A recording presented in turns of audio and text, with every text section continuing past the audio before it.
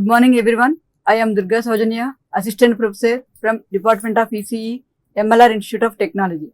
Today I am going to give the video lecture on the topic Typical Embedded System and Core of the Embedded System. In previous session we have completed the Unit 1 and now Unit 2. In this the first topic was Core of Embedded System. So we are going to give the discussion on Core of Embedded System on today's session. So the overview of this video lecture is summarized the previous session. So the first we need to summarize the previous session. In previous session we have discussed characteristics of embedded systems and quality attributes of embedded systems. So what are the characteristics to be considered while designing an embedded system? Like it should be the application specific and it should be having the reactive nature and it should be used in real-time applications and it should be in small size and less weight and low power consumption. So these are the characteristics of the embedded system. While going to the quality attributes, there are two types of quality attributes. One is operational quality attributes. Second one is non-operational quality attributes. So these are the functional aspects which are used in the design of embedded system or the characteristics of the embedded system. And the non-functional aspects which are used to design in the embedded system are called the quality attributes. So that means which are directly involved in the embedded system design, or the operational quality attributes which are not involved directly but the parameters which are used for analyzing the performance are called the non-operational quality attributes. Next, going to the today's session, we discuss the typical embedded system. So what are the components available in the embedded system, and next core of the embedded system, and in this what are the general purpose processors, what are the application specific processors, and what is the comparison between the general purpose processor and application specific processor. And next, what is meant by microprocessor, what is meant by microcontroller, what are the different types of microprocessors available till now, and what are the various microcontrollers available in the market, and the comparison between microprocessor and microcontroller. And next, digital signal processors. Digital signal processors, what is meant by digital signal processors and what is the use of digital signal processors in embedded system design, why we are using the digital signal processors in the embedded system design. Next, go to the today's session.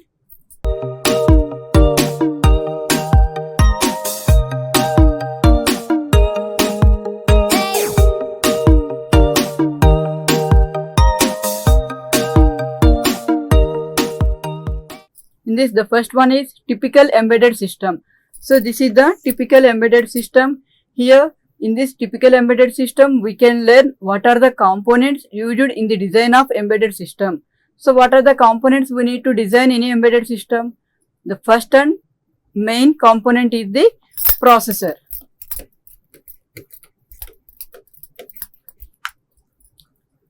So here it is the main component. So this processor which we used for designing that embedded system is called as system core. So the core of the processor, it may be the microprocessor or microcontroller or FPGA or ASIC or DSP or SoC. So we can take any one of the processor from these for system core. Here when you observe this embedded system, here the system core is the main component in this design, so that it is called as the brain of the embedded system. The core of the embedded system is the brain of the embedded system. Here in this system core, we can discuss what are the different processors available and in detail about each and every processor. And only processor is not enough for designing any system. So first we need the processor. So processor will do only manipulations or signal processing part only. So for the processor, we need to provide the input variables and we need to get where to show the output variables. So here we need input ports and output ports for the processor. So here those are called as sensors and actuators. So what is meant by sensors? Sensors are used to give the input to the embedded system through the I/O ports. Actuators are nothing but which are used to observe the response of the output variables through the output ports. So these two are the components which are used externally to the core of the embedded system. So we need to connect externally the input and output devices to the processor. And next, memory. It is also one of the main component used in the embedded system design, because we know that the embedded system is the combination of both hardware and software modules. Here for the hardware modules, we need the physical components. But for the software modules, we need to include our program, or we need to include our firmware. So where we need to keep our firmware? So we use memory for storing our program part or firmware or data part, so that the memory will be used for embedded firmware. And next, the communication interface. So what is the use of communication interface? Here the communication interface is nothing but it is used for combining both hardware and software modules in one chip. So that means here whatever the components present in this embedded system design, the processor and the input and output ports, so these are all, and any other subsystems, these are all will be combined through some cables or medium. So that cable, either wired or wireless medium, so these are provided through the communication interface. And one more part is other supporting integrated circuits and subsystems. Other than this input and output ports memory, if any other modules like adders, multipliers, shifters, if any other modules are required, so then we need to connect those supporting modules here.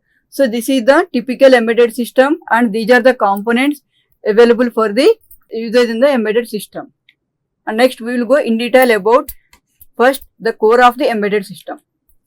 So here the core of the embedded system is the brain of the system, and it may be one of the following categories.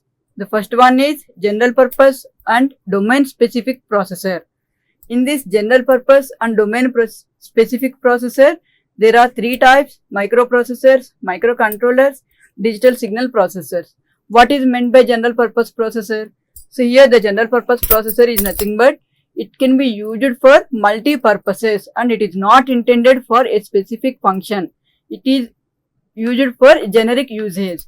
Domain-specific processors. Domain-specific processors are intended only a particular domain or application. So we call this as application-specific processors or domain-specific processors. Here in these microprocessors, microcontrollers, digital signal processors, the microprocessors are comes under general purpose processors. And the microcontrollers, we can use the microcontrollers for either general purpose processors or application specific processors. The digital signal processor comes under the domain specific processor. And next, programmable logic devices and application specific integrated circuits, commercial off the shelf components. In our today's session, we are discussing the general purpose and domain specific processors, and these topics will be covered in the next sessions. And next we are going to the main topic, which is general purpose processor versus application specific instruction set processor. Here we have discussed that there are two types of processors will be available for core of embedded system. One is general purpose processor and domain specific processor. First we need to know what are the differences between these two, and then we will go in detail about the processors. The first one is general purpose processor. So the general purpose processor is a processor designed for general computational tasks, and these are produced in large volumes for targeting the general market. Due to high volume of production, the cost per unit will be very less for general purpose processors. Because these can be used for multi-purpose, they can be used in any application. So that we need to produce these general purpose processors in a large volume. While producing the processors in large volume, the per unit cost will be very less as compared to ASIC and other ICs. A typical general purpose processor contains arithmetic and logical unit and control unit.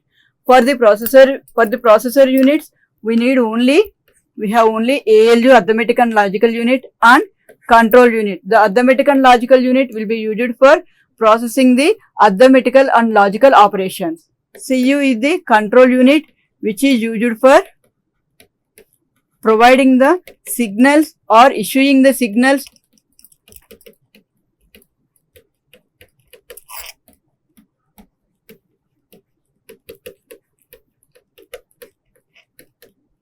So this control unit is used for issuing the signals required for the processor to the outside world. So here the example is microprocessor. Microprocessor is a small chip which contains only processor. So that means it can process only the input data by using this ALU and control unit. So this ALU will be used for processing the operations of the microprocessor, and the control unit will be used for transferring that data either from input ports or to the output ports through the control unit. While going to the application specific instruction set processor, it is designed only for a specific domain or application requirements like network processing, automotive, telecom, media applications, digital signal processing and control applications. So that means the processor which is chosen for application specific instruction set processor, so that should be used in the design of that particular domain only, either in network processing domain or automotive domain or telecom domain or media applications or digital signal processing or control applications. So these fills the architectural spectrum between general purpose processors and application specific integrated circuits.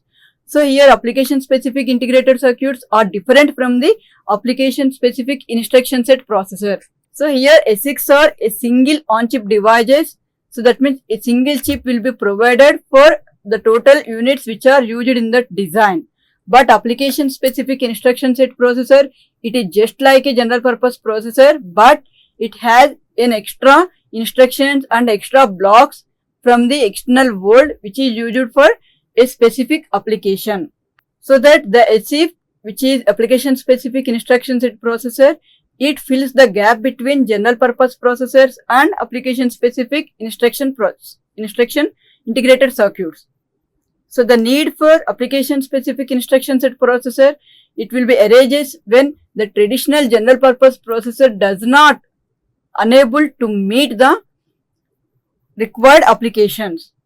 So when the general purpose processor does not meet the requirements of the application and it is not sufficient for fulfilling the requirements of the application, then we will go to the application specific instruction set processors.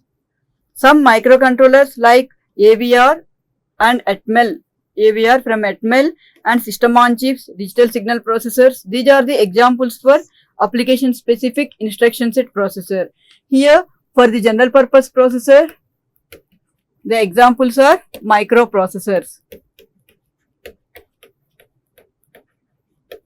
And for application specific instruction set processors, the processors used are digital signal processors or microcontrollers. ASICs incorporates a processor on chip peripherals demanded by application requirement, program and data memory. So here in general purpose processors, we have only processor, and if we need any input or output devices or memory requirement, then we can connect those devices externally to the processor. But in this application specific instruction set processors, in the chip itself, we have both processor, microprocessor and some IO devices and some part of memory unit. So those will be included in the same chip. These are the differences between general purpose processor and application specific instruction set processor. Next, go to the microprocessors. So the microprocessor comes under the general purpose processor. Here, why we are choosing the microprocessor means it is a silicon chip. It represents the central processing unit which is capable for performing arithmetic and logical operations according to a predefined set of instructions which is specific to the manufacturer. Here, if we want to connect the memory and the IO device externally to the processor, then we can choose the microprocessors as the best processor for the design of embedded system in the core part. In general, the CPU contains the arithmetic logic unit, control unit and working registers. As we know that here the microprocessor unit examples are 8085, 8086. So like that we have so many microprocessors are there. So these are used for processing arithmetic and logical operations, and they can do any operation, and so that they can be used in general purpose applications. So it is a dependent unit. Why? Because we can use a processor, we cannot use the processor itself in the entire system. So while using that processor in the system, we need to connect externally the memory unit and the IO device and the output device and the input device, so that it requires the combination of other hardware like memory, timer units, interrupt controllers for proper functioning. Without all these units, we cannot use our microprocessor for any application. So that it is a dependent unit, it can be dependent on all these external units. Intel claims the credit for developing the first microprocessor unit, which is 4004, a 4-bit microprocessor that was released in 1971. In 1971, Intel developed the first microprocessor, which is 4004. It is a 4-bit microprocessor. So after that, we have the 8-bit microprocessors like 8085, 8086, 80286. So like that, so there are so many microprocessors are there. This is the 16-bit microprocessor. So while going to the latest implementation, so we have the 32-bit microprocessors and 64-bit microprocessors, where we have used here i7, which is 64-bit microprocessor. So present, the 64-bit microprocessors are available in the market. The next session was microcontrollers. The microcontroller here, while comparing with the microprocessor, here for the microcontroller in the on-chip itself with the CPU, we have the other blocks also. That means here with microprocessor, we have some part of RAM and program memory and A to D converter, oscillator, some timer circuits and interrupt circuits.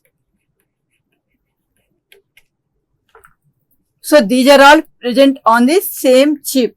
So that means here, without using the external connection to the memory and IO devices, for some part of the input and output parts and for memory, we can use from the on chip itself.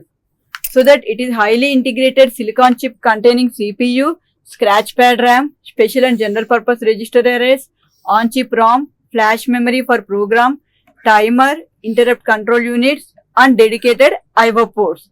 So here you can easily understood that the microprocessor is only the processor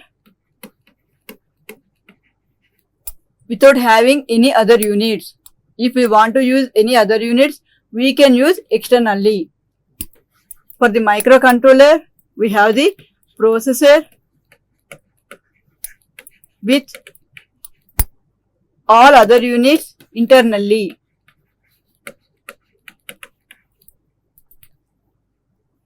Okay, so now microcontrollers can be considered as a superset of microprocessors. The microcontrollers we can use the microcontrollers as general purpose processors or application and domain specific processors. So which is 8051, Intel 8051, which is the basic 8-bit microcontroller. So it is designed for general purpose applications, and the microcontrollers which are from Atmel Corporation and AVR Corporation, so those are designed for application specific processors. Since a microcontroller contain all the necessary functional blocks for independent working, so we call the microcontroller as an independent unit. So it is the mostly used processor in the embedded domain. The microcontrollers are cheap and cost effective and are readily available in the market. So the Texas Instruments TMS 1000 is to be considered as the world's first microcontroller developed by the Texas Instruments. So this is about the microcontrollers.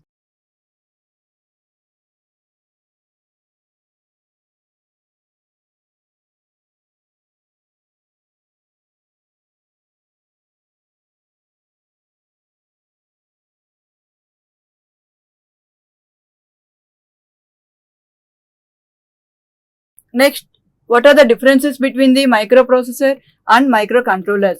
Here in the picture, we can easily observe that the microprocessor itself contains only processor. So the processor contains ALU, control unit, and the registers. If we want to use for any particular application, we can connect the input device, output device, memory externally to the circuit. Here the microcontroller, so all are inbuilt, all are in the same chip. Here we have the microprocessor, interrupt controller, ROM, RAM, timers, serial ports, IO ports, and the bus control logic and the oscillator. So these are all will be in the same chip. Here it is a silicon chip representing the central processing unit, which is capable of performing arithmetic and logical operations as per the set of instructions which are defined in the manual. It is a dependent unit. It requires the externally the timers, program and data memory, interrupt controller for proper functioning. The most of the general purpose or the most of the time the general purpose in design and operation. These are used for design and operation circuits. So here the microcontroller, it is a heavily integrated chip that contains the CPU, scratch pad, RAM, special and general purpose registers, on-chip ROM, flash memory, timer, interrupt control unit, and dedicated IO ports. It is not the dependent unit. It is a self-contained unit. It does not require any external interrupt controller, timer unit, UART for proper functioning. So mostly these are designed for application oriented or domain specific. Mostly the microprocessor are designed for general purpose in design and operation. It does not contain a built-in IO port, so that the IO port functionality needs to be implemented separately with the help of 8255 programmable peripheral interface chip. Here it contains multiple built-in IO ports so that they can be operated as a single 8-bit port or 16-bit port or 32-bit port or as an individual port pins. Here, while we observed in the microcontroller, so if the unit contains 8-bit ports, in that port the total 8 bits can be used as a 8-bit data, or we can use each port as individually.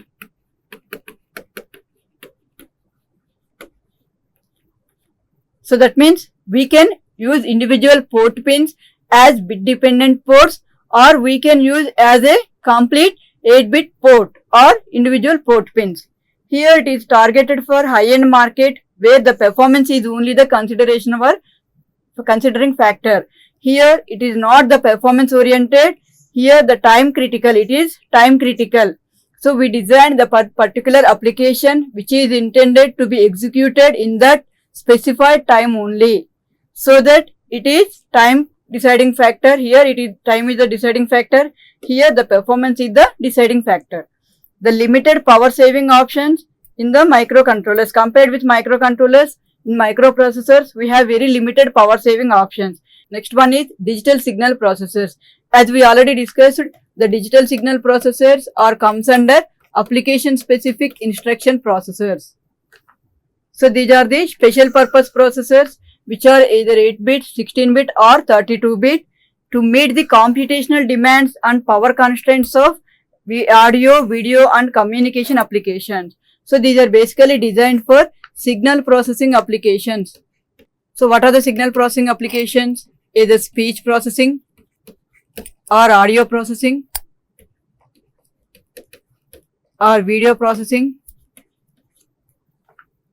or multimedia communication. So these digital signal processors are designed for these applications. So these are 2 to 3 times faster than the general purpose microprocessors, and these implements the algorithms in hardware which speed up the execution. Whereas in general purpose processors, we can implement the algorithms in firmware only, and hence the speed of the execution will depends on the clock for the processor. Because here in general purpose processors, we implement the application in algorithms only, the application algorithm in firmware only. So that means for the program, so it depends on how much time it needs to execute, depends on the clock for the processor. So it depends on the machine cycles. so that the speed will be very less compared with the DSPs. Here the DSPs directly implemented the algorithms in the hardware itself, so that the speed of execution will be very more compared with the general purpose processors. It can be viewed as a microchip designed for performing high speed computational operations. So here mostly the digital signal processors are used for addition, subtraction, multiplication and division of so many variables which are used in the signal processing applications. Here this is the application of digital signal processor.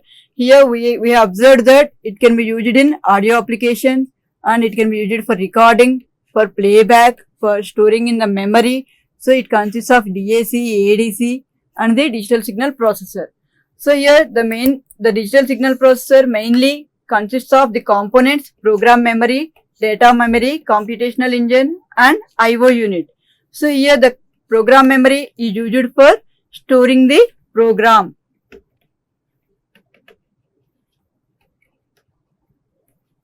Storing the program or firmware. The program memory is used in the firmware. So the data memory is used for storing the data part. So which are input and output variables. The computational engine. This is the main part of the digital signal processor. It is used for implementing the operation or application required by that embedded system. In this example, we have the ADC and DAC and the recording purpose and the playback purpose. So here the computational engine contains one block for recording and one block for playback and one block for ADC and one block for DAC. So this computational engine is used for signal processing.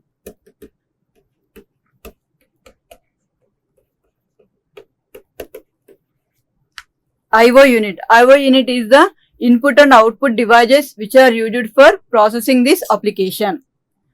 Audio and video signal processing, telecommunication, multimedia applications. These are the examples for digital signal processors. So here in this session, we have summarized the previous session, what are the topics covered on the previous session or discussed, and next what is a typical embedded system. In the typical embedded system, what are the components present in an embedded system are discussed. So those are the core of the embedded system: memory, firmware, input ports, output ports. So these are all explained in the typical embedded system. In this, the first one is core of the embedded system. So in the core of the embedded system, it is the brain of the embedded system, and in this we have so many processors or comes under this core of embedded system. Depends on our usage or application design for embedded system, we can choose a particular processor of one of the following categories. Those are the microprocessors, microcontrollers,